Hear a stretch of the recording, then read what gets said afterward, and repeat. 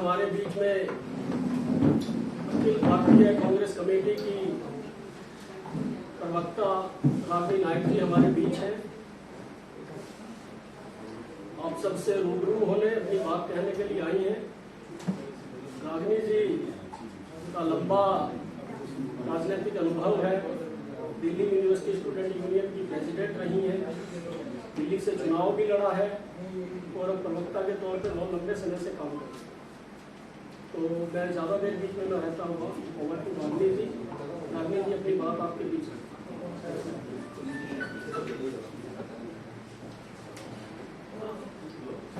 नमस्कार। आज की प्रेस वार्ता में मैं सभी मीडिया कर्मियों का, हमारे प्रिंट और इलेक्ट्रॉनिक मीडिया के जितने भी साथी हैं, आप सभी का मैं स्वागत करती हूँ, अभिनंदन करती हूँ, इस्तकबाल करती हूँ। विलंब के साथ आज की प्रेस वार्ता शुरू हो पा रही है। मेरी फ्लाइट डिले हो गई। हालांकि हमने बहुत कोशिश की कि समय से आ पाए, लेकिन आधा पौना घंटा फ्लाइट में विलंब होने के कारण मैं देर से पहुंच पाई। उसके लिए क्षमा प्रार्थी भी हूँ और हरियाणा प्रदेश कांग्रेस कमेटी का आभार भी व्यक्त करना चाहती हूँ कि आज एक बहुत ही गंभीर मसले पर इस प्रेस वार्ता का आयोजन किया है। मुझे लगता है कि ज्यादातर प्रेस कर्मी यहाँ पर इस बात को जानते होंगे कि राष्ट्रीय महत्व के जो मुद्दे हैं उनमें भारतीय राष्ट्रीय कांग्रेस अपने तमाम प्रवक्ताओं को देश की तमाम राजधानियों और बड़े शहरों में भेजकर ऐसे राष्ट्रव्यापी महत्वपूर्ण मुद्दों पर प्रेस वार्ता करवाकर आप सभी लोगों के माध्यम से जनता में चेतना तो पैदा करने का काम कर ही रही है और चुनी हुई मोदी सरकार या प्रदेश सरकारें जो है उन पर सवाल पूछना, कटघरे में खड़ा करना और जनता के प्रति उन्हें अपने उत्तरदायित्व को महसूस करवाने का काम भी कर रही है। और इसी श्रृंखला में मैं आज डॉक्टर रागिनी नायक एक गंभीर मसले पर आपसे रूबरू होने, आपसे बातचीत करने, आपको संबोधित करने के लिए आई। मुद्दा है नरेंद्र मोदी जी की नाक के तले जिस तरह नशे का व्यापार दिन दूनी रात चौगुनी तरक्की कर रहा है, उसके ऊपर चर्चा करना और मोदी सरकार से सवाल पूछना बहुत जरूरी है। पर सबसे पहले मैं थोड़ी सी भूमिका जरूर बांधूंगी और आप सभी लोगों को ये याद दिलाना चाहूंगी कि 2014 में दिल्ली के सिंहासन पर काबिज होने के लिए नरेंद्र मोदी जी ने देश की जनता को तो बहुत सुहाने सपने दिखाए, झूठे वादे, खोखले दावे भी किए, पर सबसे ज्यादा सब्जबाग अगर किसी को दिखाए गए तो वो इस देश के नौजवानों को विश्वास में लिया गया और कहा गया कि हम बेरोजगारी के आलम को खत्म कर देंगे। 2 करोड़ रोजगार जो है, नौकरी के अवसर जो है वो सालाना दिए जाए।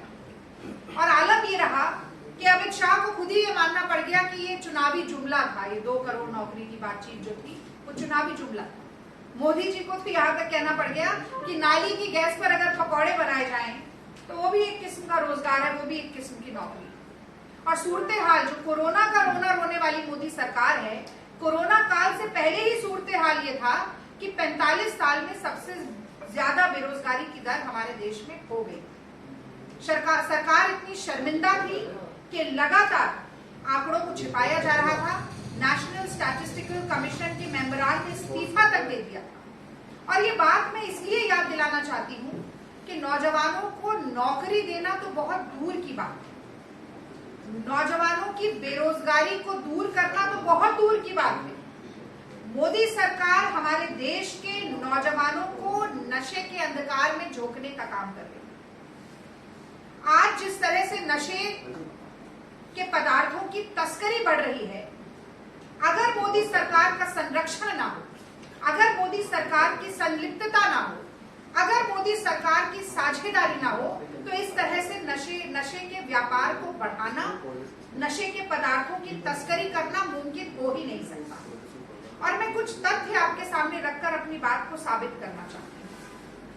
13 दिसंबर 2021 के दिन अडानी मुंद्रा पोर्ट, गुजरात का एक पोर्ट है, प्राइवेट पोर्ट है, प्राइवेट बंदरगाह है, 3000 किलो हीरोइन ड्रग्स वहां पर बरामद होता है, जिसकी कीमत करीब 21,000 करोड़ है।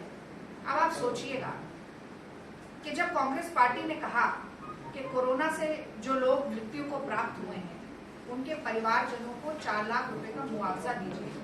मोदी सरकार ने कहा पैसा नहीं। यहाँ पर 21,000 करोड़ रुपए के ड्रग्स सर्कुलेट होते हैं, स्मगल होते हैं। कहाँ से होते हैं? गुजरात से होते हैं।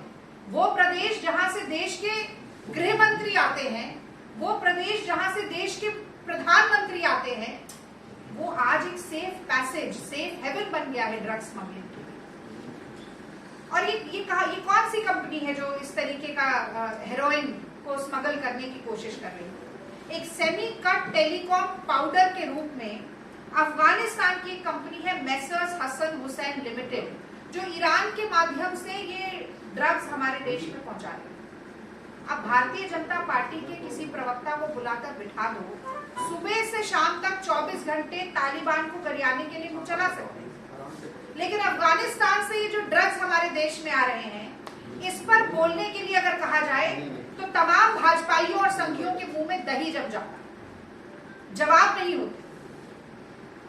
तो मैं ये जानना चाहती कि इस तरीके की ड्रग स्मगलिंग जो देश में हो रही है, किसकी जिम्मेदारी है? इसको रोकने का सबसे बड़ा उत्तरदायित्व तो किसका है? ये तो मैंने आपको बताया 3,000 किलो ड्रग्स जो कि हमारे देश में आ रहे थे, पकड़े गए। 19 जून के दिन, 9 जून के दिन 1,75,000 करोड़ की कीमत के ड्रग्स, यानी 25,000 किलो हेरोइन, उसी अफगानी कंपनी, वही पोर्ट, उसी माध्यम से हमारे देश में आ चुकी और पकड़ी नहीं गई। यानी कि ये हेरोइन आज भी हमारे देश के बाजारों में, ये हमारे देश के युवाओं की नसों में शायद जहर के रूप में दौड़ रही। हमारे देश, ये कहा जाता है कि जो आज का नौजवान है वो कल का निर्माता है देश का, भविष्य निर्माता है देश का। तो देश के भविष्य को अंधकार में झोंकने के लिए ये ड्रग्स और इससे अर्जित किया हुआ, इससे कमाया हुआ पैसा जो है वो आज सर्कुलेशन। और ये मत भूलिए, प्रेस बंधुओं को इस बात पर खास तौर से ध्यान देना चाहिए कि अगर इस ड्रग स्मगलिंग के, तस्करी के तार अफगानिस्तान से जुड़े, पाकिस्तान से जुड़े, तो ये सारा पैसा क्या आतंकी गतिविधियों को फंड करने के लिए इस्तेमाल नहीं हो रहा होगा? क्या ये राष्ट्रीय सुरक्षा का मसला नहीं बन जाता है?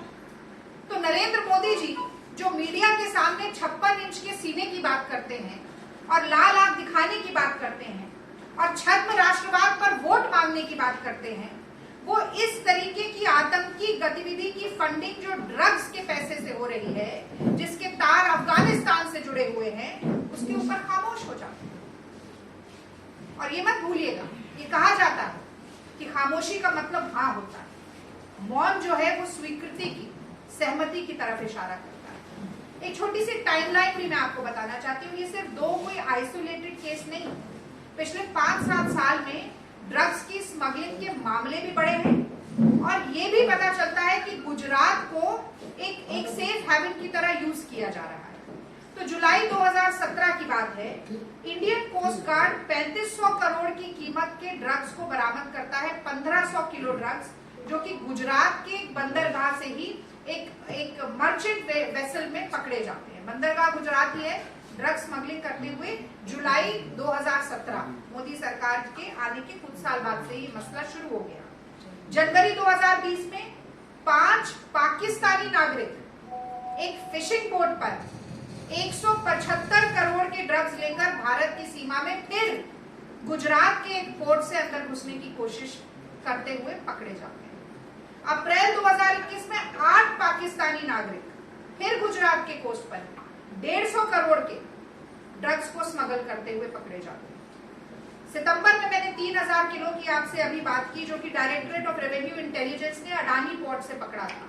और सितंबर के ही महीने में, अब ये ध्यान से सुनिएगा, इंडियन कोस्ट गार्ड और anti terrorist squad Gujarat police का, ये दोनों मिलकर एक जॉइंट ऑपरेशन करते हैं। जो मैंने कहा है ना कि टेररिस्ट गतिविधि भी इसमें कहीं ना कहीं मिली हुई है।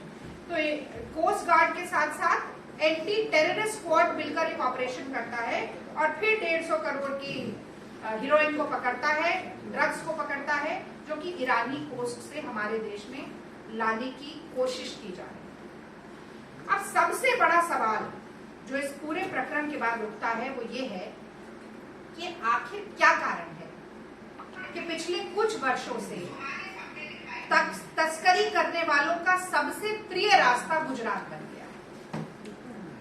और मैं एक जानकारी और देना चाहती हूँ आपको, ये जो 3000 किलो के जो ड्रग्स बरामद हुए, उनका बायर जो है वो विजयवाड़ा का है, आंध्र प्रदेश का है। अब बताइए, क्या आंध्र प्रदेश में बंदरगाह नहीं है? क्या उसके आसपास के जो प्रदेश हैं, तमिलनाडु ले लीजिए, उड़ीसा ले लीजिए, क्या वहां पर बंदरगाह नहीं है? लेकिन उन बंदरगाह से तो लाने की कोशिश नहीं की गई। तो आंध्र प्रदेश के एड्रेस वाली एक कंपनी के पास स्मगल्ड ड्रग्स पहुंचाने के लिए गुजरात का रास्ता इस्तेमाल किया जाता है, एक प्राइवेट पोर्ट का रास्ता इस्तेमाल किया जाता है। वो प्राइवेट पोर्ट जो मोदी जी के चंद मित्रों वाला पोर्ट है, अडानी पोर्ट है, एक प्राइवेट पोर्ट है। तो क्या कारण है मोदी जी, आप कृपया बताइए कि अडानी जी के पोर्ट को तस्कर सबसे महफूज जगह मानते हैं, सुरक्षित महसूस करते हैं, उन्हें लगता है कि ये सारे स्मगल्ड ड्रग्स जो हैं आसानी से उस पोर्ट से आ सकते हैं। इसका जवाब जनता के लिए और नौजवानों के लिए देना पड़ेगा। अब एक तथ्य मैं और आपके सामने रखना चाहती हूँ, नारकोटिक्स कंट्रोल ब्यूरो जो सबसे ज्यादा तहकीकात करता है, तफ्तीश करता है स्मगलिंग के मामलों में, ड्रग तस्करी के मामलों में, उसका जो पूर्णकालिक महानिदेशक है वो पद 18 महीने से खाली पड़ा हुआ, कोई उस पर नियुक्ति ही नहीं है। तो नारकोटिक्स कंट्रोल ब्यूरो को भी एक तरह से कठपुतली की तरह, जो मोदी जी की आदत है ना, सारी संस्थाएं जो है देश की, वो उनके इशारे पर नाचेंगी, उनकी सुविधा के हिसाब से काम करेंगी और कहीं ना कहीं विपक्षी दलों और नेताओं पर प्रहार करने के लिए काम करेंगी।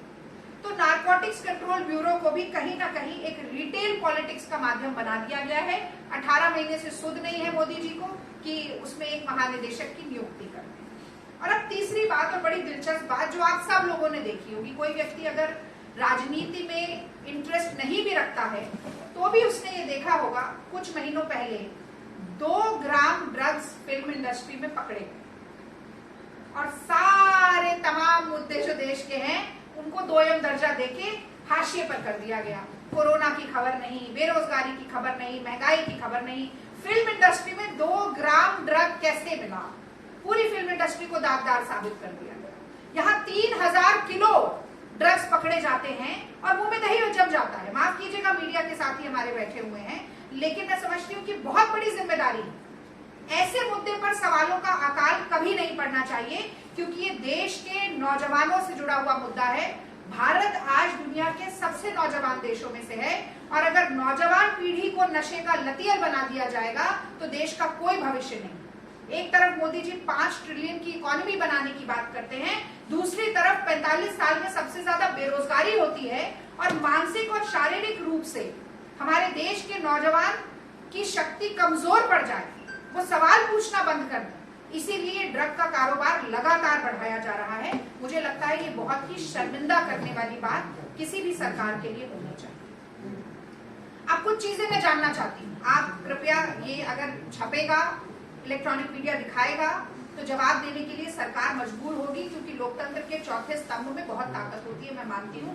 मेरे पिताजी भी पत्रकार थे, वो जनसत्ता अखबार में 27 साल उन्होंने काम किया और वो मुझे हमेशा कहते थे कि एक पत्रकार की कलम सिर्फ तब झुकती है जब वो लिखती है।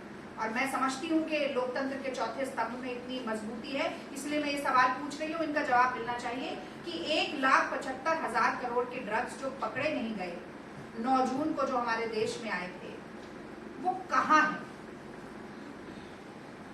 किस बाजार में, कौन से नौजवान हैं जो उनसे ग्रसित हैं, जो उनका सेवन कर रहे हैं, ये पैसा कहाँ गया, किधर इस्तेमाल हो रहा है, इसका जवाब सरकार को देना पड़ेगा।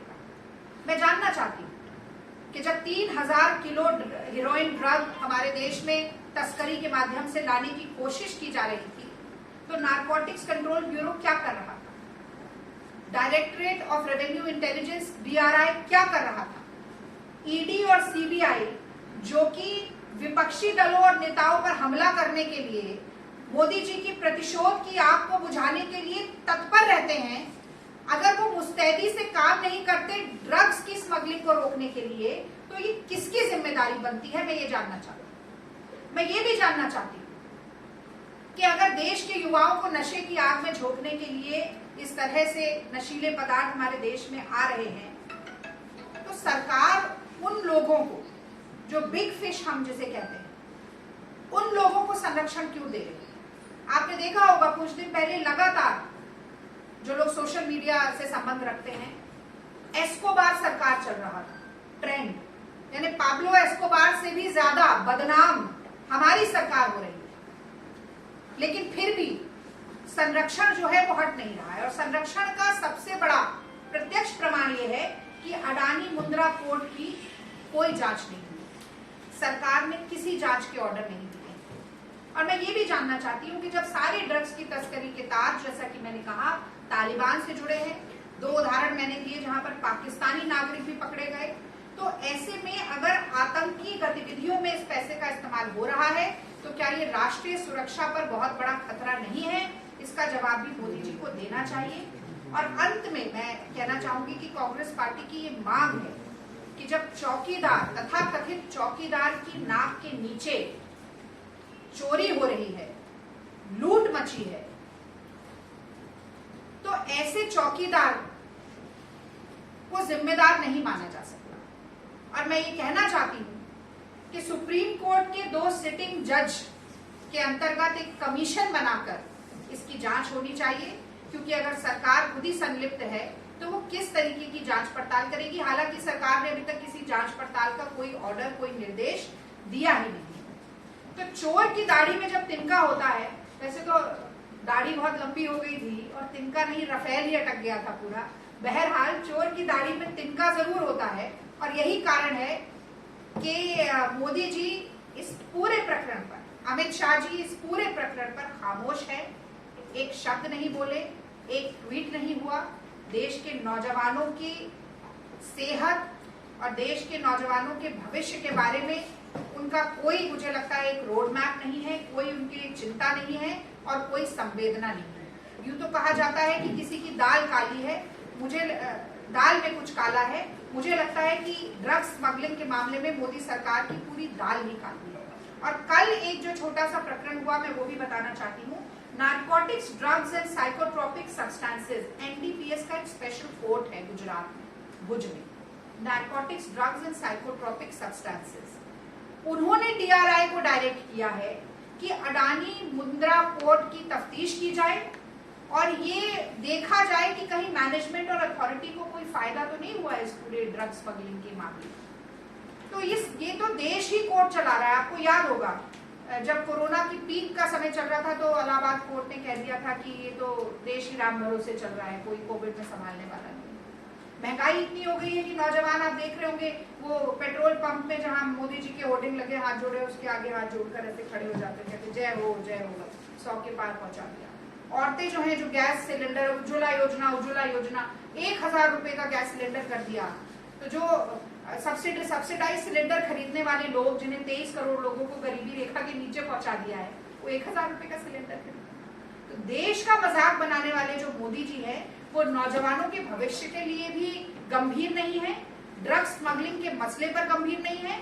कोर्ट का निर्देश जो है वो देश चला रहा है, और मोदी जी अपनी छवि चमकाने के लिए इधर उधर जा रहे हैं। पर अभी अमेरिका में जाके तो काफी फजीयत हो गई, विदेश में गांधी का पाठ पढ़ाना पड़ा। तो कल गांधी जयंती है, तो एक बात और कह दूं मैं मोदी जी से, आपके माध्यम से मोदी जी को ये जरूर कहना चाहूंगी कि देखिए, मोदी जी केवल गांधी जी का चश्मा अपनाने से नहीं होगा, गांधी जी का नजरिया अपनाइए और पंक्ति में खड़ा हुआ जो अंतिम व्यक्ति है उसके आंसू पोंछकर सशक्त करने का काम करिए। ये जहर फैलाने का काम ना करिए, मतलब नशे का जहर भी और जो वैमनस्य का जहर भी आप फैला रहे हैं देश की रगों में, उन दोनों को समाप्त करिए। आपने धैर्य से मेरी बात सुनी, इसके लिए बहुत बहुत धन्यवाद। यदि कोई सवाल है तो मैं जरूर जवाब दूंगी। मैम, इतने स्कैम हो रहे हैं कि सभी चर्चाएं हो रही हैं, फील्ड में आना पड़ा और आपके पास वकीलों की पूरी बैठनी है दिल्ली में, बड़े आर्मी तीनों के बीच, बजाय सुप्रीम कोर्ट के जजेस से लोग की जांच करनी है। आप लोग सीधा ही पब्लिक इंटरेस्ट लिटिगेशन, क्योंकि इतनी जरूरी चीजें हैं, आप लोग वो क्यों नहीं करते? क्या चीज रोकती है कांग्रेस पार्टी? देखिए, मुझे लगता है कि because we people are just fed up after listening कि जी आज इस जज से जांच करवा दो, जज why don't you approach judiciary directly when you I think you have that asked a judiciary very pertinent and important question. पर आपको एक बात ये भी समझनी होगी कि भारतीय परिप्रेक्ष्य में, राजनीतिक परिप्रेक्ष्य में एक राजनीतिक लड़ाई जो धरातल की लड़ाई, what is more सुनिए ना, important, politics or life? आपने सवाल पूछा, मैं जवाब दे दूंगी, फिर आप क्वेश्चन ले लीजिएगा, क्योंकि हम दोनों बोलते रहेंगे तो फिर नहीं होगा। और एक लीगल बैटल है, लीगल बैटल तो आप सही कह रहे हैं, वो कभी भी लड़ी जा सकती है, उसके लिए कोर्ट को मूव किया जा सकता है, और ज्यादातर आजकल कोर्ट सुओ मोटो कॉग्निजेंस भी ले लेते हैं, सरकार की इतनी ज्यादा विफलताएं होती जा रही है। पर जो एक राजनीतिक पार्टी का धर्म है, और जो मैं समझती हूँ मीडिया का भी धर्म है, जो बात है, जो समस्या है, हम लीगली तो उसे लड़ लेंगे, लेकिन जनता के बीच में ये मुद्दे पहुंचे, वो समझें, और उसके बाद हमारी मंशा ये है कि सरकार अपना उत्तरदायित्व समझ के भी जांच का गठन करे, और कोर्ट भी वो करे, कोर्ट को मूव किया जा सकता है, पर जनता की धरातल की लड़ाई तो उसके बीच में जाकर ही लड़ी जाएगी ना। पॉलिटिक्स ऑफ परसेप्शन भी है, और उसके बाद रिस्पॉन्सिबिलिटी के साथ मुझे लगता है ये सारी चीजें जब एकजुट होती हैं तब कोई बड़ा बदलाव आता है। वरना आप देखिए कि लीगल अवेयरनेस, आप कहेंगे कि कोर्ट में जाके लड़ाई लड़ लीजिए, कोर्ट के भी डिसीजंस किस तरीके के आ रहे हैं, आप ये जरूर बात देख रहे होंगे, आपके भी संज्ञान में होगी। हम भी ये चाहते हैं कि बेहतर से बेहतर निर्णय जनता के लिए हो सके, लेकिन राजनीतिक दल के तौर पे जो हमारी जिम्मेदारी है उसको पूरा करते हुए मीडिया से भी बात करेंगे, जो हमें लगता है कि लीगली भी होना चाहिए उसकी भी डिमांड करेंगे, सड़क से लेकर सदन तक या संसद तक हम इस मुद्दे को उठाएंगे भी, जागरूकता भी फैलाएंगे। राजनीतिक लड़ाई अपनी जगह है और कानूनी लड़ाई अपनी जगह। एनडीपीएस का जो आपने बताया कि उन्होंने डायरेक्ट किया है एनआरआई को, डीआरआई को, उसमें दस्तावेजी प्रूफ कोई है या कि आप अखबारों की कोई खबर के आधार पर कह रहे हो? नहीं, ये डायरेक्ट जो किया है वो तो आप देखिए कि ये तो पूरे देश में ये खबर है कि ये डायरेक्ट किया गया है, और अगर डायरेक्ट किया गया है तो इसका मतलब है कि सरकार कुछ नहीं कर रही है, इसलिए कोर्ट को ये मूव करना पड़ रहा है। और कोर्ट अपने आप डायरेक्ट कैसे करेगा? अगर एक prime of FIR solid case नहीं बनता है तो कोर्ट ये डायरेक्शन दे ही नहीं सकता।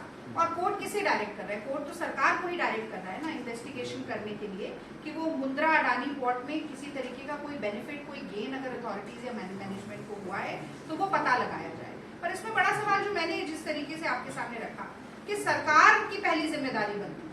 अब भाई हो सकता है कि सरकार अगर इसका संज्ञान लेती तो कोर्ट को एक अपने कॉग्निजेंस में लेकर ये डायरेक्शन ना देना पड़ता, लेकिन मोदी जी ने जो मोदी जी को असुविधाजनक लगता है उसके बारे में तो बात ही नहीं होती, उसको कहते हैं ही just brushes it under the carpet. और कहीं ना कहीं दुख के साथ मुझे कहना पड़ता है कि मीडिया भी उन चीजों का संज्ञान कब लेती है। मैं तो खुद प्रवक्ता हूँ, रोज टेलीविजन पर डिबेट करती हूँ, एक भी डिबेट इतने बड़े मसले पर किसी टेलीविजन चैनल ने नहीं रखा, कोई इस पर बातचीत नहीं।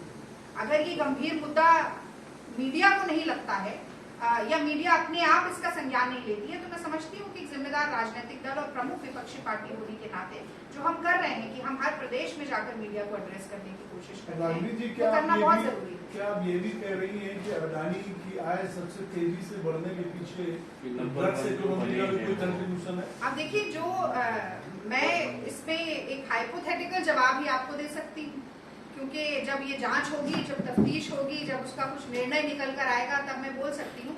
लेकिन हाँ, मोदी जी का साथ उनकी आय तेजी से बढ़ाने में मैं समझती हूँ वो सबसे बड़ा योगदान। मान के चल रहे हैं, अज्यूम कर रहे हैं, ये तो अजम्पशन भी नहीं है, तो आप देख लीजिए जिस तरीके से ठप्पे बट्टे खाते में इतने सारे कॉर्पोरेट्स के लोन चले गए, किसानों का 1 रुपए का लोन बट्टे खाते में नहीं जाता है, तो किसको ये फसल बीमा योजना जो चलाई थी प्राइवेट कंपनीज को, उसका फायदा हो जाता है। एक बात और, मैं एक लाइन और दूँ, जो 3 काले कानून बने हैं गोदामों पर, एसेंशियल कमोडिटी एक्ट आने से पहले ये सारे गोदाम अडानी जी के बन जाते हैं, फिर कानून लेकर आया जाता है। तो ये उलटबाजी तो चली रही है ना देश में, ये किससे छुपी हुई? तो जग जाहिर बात। ये तो कांग्रेस की कोर्ट अथॉरिटी ने ये कहा है कि हमारा काम कोर्ट चल रहा है, ये जो हमारा काम जो है तस्करी देखना और तस्करी रोकना नहीं।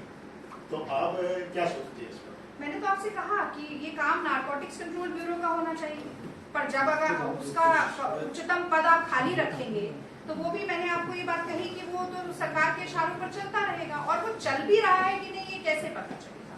कि जब कोई निर्देश देने के लिए, जब कोई एक कार्यवाही करने के लिए कोई डायरेक्टर ही नहीं है नारकोटिक्स कंट्रोल ब्यूरो में, तो ये तो आपने बिल्कुल ठीक बात कही कि जो जिसका काम उसी को साझे। अब जो संस्था आपने बनाई है उन संस्थाओं को आप खुद ही अपाहिज रखना चाहते हैं, और अगर आप नहीं रखना चाहते तो आप क्यों नहीं नियुक्त वो करते? तो अपना काम कर ही रही है ना, वो party is going through internal tussle in so many states, Our party is- going through the tussle, Okay.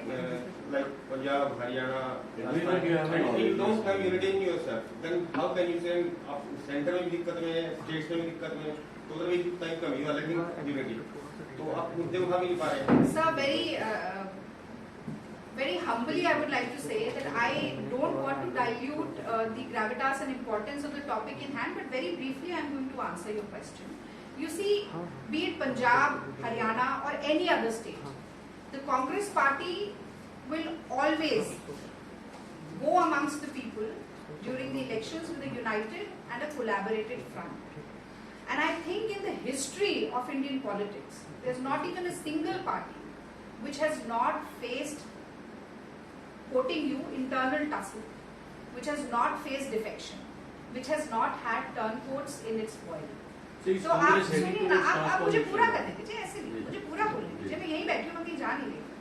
तो अब आप देखिए, आया राम गया राम को ये भी एक हफ्ते पहले से तो ये टर्म नहीं बनी है, बहुत पुरानी है। तो हम और भारतीय जनता पार्टी में आप लगातार देख रहे होंगे कि उनको उत्तराखंड में 3 मुख्यमंत्री बदलने पड़ गए एक ही कार्यकाल में। कर्नाटक में येदियुरप्पा जी को जैसे ही हटाया, उन्होंने कहा कि मोदी की लहर ही नहीं है, कर्नाटक में मोदी का नाम लोगे तो चुनाव हार जाओगे।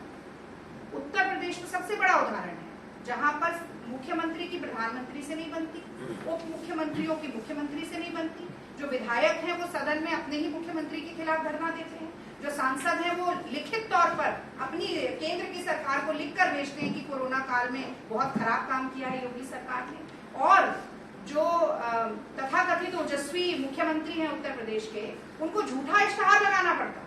तो बंगाल से फ्लाईओवर लाते हैं, अमेरिका से फैक्ट्री लाते हैं, और उसमें भी मोदी जी की फोटो नहीं देते, खुद काल पुरुष की तरह खड़े होकर ऐसे ऐसे हाथ हिलाते। तो कहाँ टसल नहीं है, आप बताइए ना। कांग्रेस में तो सबसे ज्यादा, see we have a democratic process that we follow in our party, and that is the reason why you would see ample of difference of opinion, because there are ample opportunities of freedom of expression. तो आपको दिखता ही नहीं है, मोदी जी ने तो संजय जोशी जी का गुजरात में career खत्म कर दिया, खा गए करियर उनका। अटल जी तो ऐसे खड़े, माफ कीजिए अडवाणी जी तो ऐसे खड़े रहते हैं आज भी, मुरली मनोहर जोशी जी कांग्रेस। और ये बड़ी अजीब बात है, आप कह रहे हैं यूनिटी नहीं है, केंद्र ये। भाई अगर किसी राज्य में कुछ नेताओं के बीच में मतभेद है तो वो केंद्र में आते हैं, केंद्र के नेतृत्व से बात करते हैं और वो सुलझ जाता है, तो केंद्र मजबूत है या कमजोर है? आप कमजोर बता रहे हैं, ये तो मजबूती की निशानी है। तो जैसे कहा, जैसे मैं फिर इसको गांधी जयंती के साथ जोड़ूंगी, जो ये कहा था ना मजबूरी का नाम महात्मा गांधी, ये भी वैसी उलट बांसी है जैसे कांग्रेस के नेतृत्व को मजबूर बताया जाता है, मजबूती का नाम महात्मा गांधी। और जब राज्यों की समस्या को केंद्रीय नेतृत्व सुलझाता है तो वो भी मजबूती की निशानी।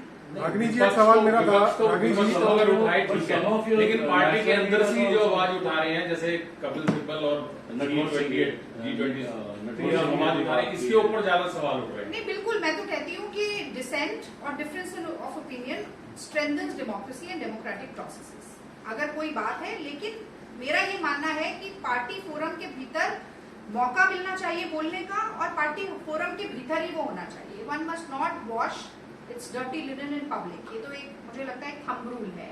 और बिल्कुल हम चाहते हैं कि ज्यादा से ज्यादा लोगों की बात पार्टी में उठे भी, और उसके हिसाब से, क्योंकि कोई भी जो नेता है वो कहीं ना कहीं किसी ना किसी वर्ग का, किसी ना किसी क्षेत्र का प्रतिनिधित्व करता है, और उसकी बात को जरूर वो देना चाहिए। रागिनी जी, मैं एक सवाल पूछना चाह रहा था आपसे। आपने पार्टी में लोकतंत्र की बात कही, तो कपिल सिब्बल जी के घर के सामने जिस तरीके से प्रोटेस्ट हुआ, वो कैसा लोकतंत्र है? और आपकी पार्टी के ही नेताओं ने इसकी भर्त्सना की, इसको क्रिटिसाइज किया और इस पर सवाल उठाए। तो एक तो सवाल मेरा ये था। दूसरा, नशे को लेकर जो आपने सवाल उठाया है कि गवर्नमेंट की इसमें इन्वॉल्वमेंट है, पड़ोसी सूबा है हमारा पंजाब, सबसे बड़ा अगर मुद्दा है कोई पंजाब में आज के दिन और हमेशा से रहा है, वो है नशे का। आपकी सरकार रही अब भी है, लेकिन अगर गवर्नमेंट की इन्वॉल्वमेंट है, आपकी सरकार जब बनी तो वहाँ पे जो एक्टिविटीज़ की, नशा तो आज तक रुका नहीं है, आज भी वैसे ही बढ़ रहा है। तो ये घटनाएं हैं, किसी सरकार को इसमें इन्वॉल्व करना आप कहाँ तक उचित मानती हैं? नहीं, आप ये कैसे, किस तथ्य के आधार पर कह रहे हैं कि हमारी सरकार के समय में पंजाब में नशे का काम बढ़ रहा है? मैं तो बिल्कुल इसको सही नहीं मानती। नशा आप घट गया गलत नहीं, बात कह रहे खत्म हो हैं। गया? नहीं, खत्म नहीं हुआ, लेकिन हमने जिस हिसाब से उड़ता पंजाब पिक्चर भी बनी थी और जो अकालियों के राज में उड़ता पंजाब कहा जाता था कि नशे कर करके सब उड़े ही रहते हैं, वो बिल्कुल उस तरीके की गतिविधियां कम हुई है। और मैं आपको याद दिलाना चाहूंगी कि हरसिमरत कौर बादल के भाई और पूर्व पंजाब के मुख्यमंत्री के साले मजीठिया जी, वो 6000 करोड़ के सिंथेटिक ड्रग स्कैंडल में उनका नाम आ गया था। तो मुझे तो नहीं लगता, मुझे लगता है कि कांग्रेस पार्टी चाहे पंजाब में हो चाहे देश में हो, नशा विरोधी हमेशा हमारी गतिविधियां रही हैं। हमने उस पर सवाल उठाया है, सरकारों को कटघरे में खड़ा किया है और अपनी सरकार के चलते नशे की रोकथाम में बहुत अच्छा काम करके दिखाया। लेकिन मजीठिया के खिलाफ कोई कार्रवाई भी तो नहीं करी ना सरकार ने। यही अब तो मुद्दा खड़ा हुआ। सिद्धू जो बात बोल रहे हैं वो यही तो कह रहे हैं कि कैप्टन अमरिंदर सिंह की सांठगांठ रही है बादलों के साथ। अब देखिए, ये किसकी सांठगांठ रही है नहीं रही है, मैं तो आपसे एक बात ही कहना चाहती हूँ कि आज का जो हमारा ऐसे में बहुत सारे उदाहरण दे सकती हूँ, पंजाब में से भी और पुराने भी, जहाँ पर इस तरीके की स्मगलिंग हुई है। लेकिन आज ये जो एक केंद्रीय मुद्दा है और बहुत बड़ा मुद्दा है कि लगातार ये ड्रग्स को स्मगल करके देश में लाया जा रहा है, एक ही पोर्ट से लाया जा रहा है, उसी राज्य से लाया जा रहा है जहाँ से गृह मंत्री हैं, प्रधानमंत्री हैं, और उसी पोर्ट से लाया जा रहा है जो प्रधानमंत्री जी के मित्र हैं। इससे बड़ी सांठगांठ तो मुझे नहीं लगता कि देश में किसी और की हो सकती है। और ये बिल्कुल प्रत्यक्ष है, आंखों के सामने है। कहा जाता है प्रत्यक्ष को प्रमाण की जरूरत नहीं है। अगर मोदी जी में जरा सी भी जिम्मेदारी है तो मैं समझती हूँ कि वो खुद इनिशिएटिव लें, पहले तो जवाब दें कि ऐसा क्यों हो रहा है, और फिर कहीं ना कहीं एक सुप्रीम कोर्ट के सिटिंग जज का कमीशन बनाकर जांच की जाए। तो रानी जी, आपको लगता है मसला तो स्टेट गवर्नमेंट का है, इसमें केंद्र सरकार जो है हमारी, उसका क्या इन्वॉल्वमेंट आपको लगता है? क्योंकि ये एक राज्य की पूरी रामायण मैंने आपको सुना दी, आप कह रहे हैं कि सीता नहीं के पति कौन थे? बात है, अब मैं पूरी कहानी तो आपको दोबारा सुना प्रधानमंत्री देती हूँ। हर आपराधिक घटना पे रिएक्ट ये करते हैं आपको क्या? छोटी सी आपराधिक घटना लगती नहीं, है? मैं ये पूछ रहा हूँ आपसे। प्रधानमंत्री जी बिना बुलाए बिरयानी खाने पाकिस्तान चले जा सकते हैं। ये नहीं, आप सुनिए ना, ये आपको छोटी सी घटना लगती है कि मैंने 3000, छोटी घटना नहीं कही, मैंने एक आपराधिक घटना कहा है, छोटी आप कह रहे हैं। आपराधिक, ये केवल आपराधिक घटना है। 3000 किलो हीरोइन पकड़ी गई, 25,000 किलो पकड़ी नहीं गई, वो देश में घूम रही है। उससे जो पैसा, अभी तो काला धन लाने 15 लाख की बात की थी, ये सारा पैसा कहाँ जा रहा है? ठीक है, आपकी बात की घटना है, बड़ी घटना है। मैं बस ये पूछा आपसे कि आप क्या चाहती हैं केंद्र सरकार से कि पीएम इसको रिएक्ट करें, इस पर प्रतिक्रिया दें? भाई साहब, आपने ध्यान नहीं दिया मेरी प्रेस वार्ता में, वरना आपको पता चल जाता कि मैं क्या चाहती हूँ। मैं फिर से आपने यही कहा ना, कोई जिक्र नहीं किया। या तो मैं बोल लेती हूँ या आप बोल लेती नहीं, मैं तो आप ही बोलेंगे, हम तो बस पूछ रहे हैं। तो नहीं हो पाएगा। आप मेरा जवाब सुन लीजिए, 2 मिनट का मौका मुझे भी दीजिए। आपका सवाल सुन लिया। मोदी सरकार जिम्मेदार है, इसलिए जिम्मेदार है क्योंकि लगातार मोदी जी, अगर आप ऐसे किसी प्रकरण को रोकने की कोई चेष्टा नहीं करते हैं तो आप उसके साझेदार ही माने जाते हैं, पहली बात।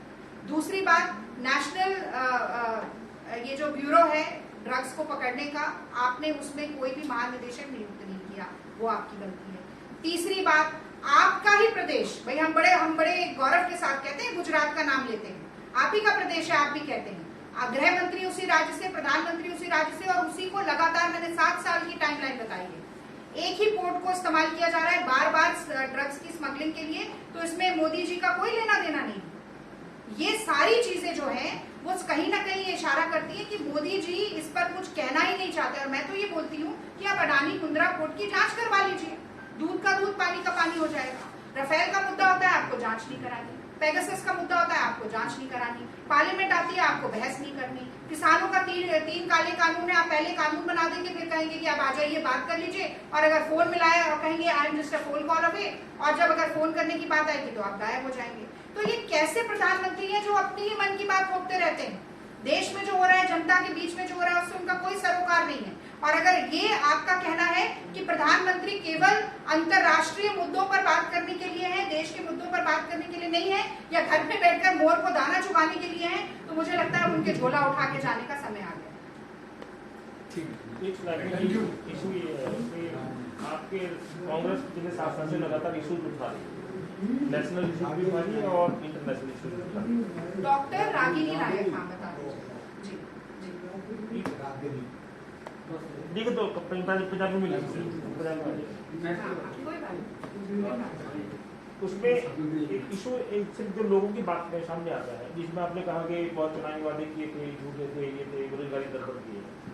2019 का चुनाव उनके जीतने के पीछे क्या कर पाते हैं कांग्रेस? अगर ये वो झूठे ही बोल रहे हैं, ये सब झूठ है, कुछ नहीं कर पा रहे हैं, तो इसके पीछे कहाँ हम जो मतलब कांग्रेस जो लोग हैं वो लोगों को नहीं बता रहे हैं कि इस सच्चाई को या क्या है, इसको क्या मानते हैं? सर, किसी भी हार और जीत का कोई एक कारण नहीं, तो जनमत ही माना जाता है ना। मल्टीपल कारण है। और देखिए, जनता अगर मतादेश के माध्यम से किसी को चुनती है तो वो तो सराखों पर आपको लेना पड़ता है, उसका मीन मेक निकालना, उसमें कांग्रेस की कुछ कमियां रही होंगी।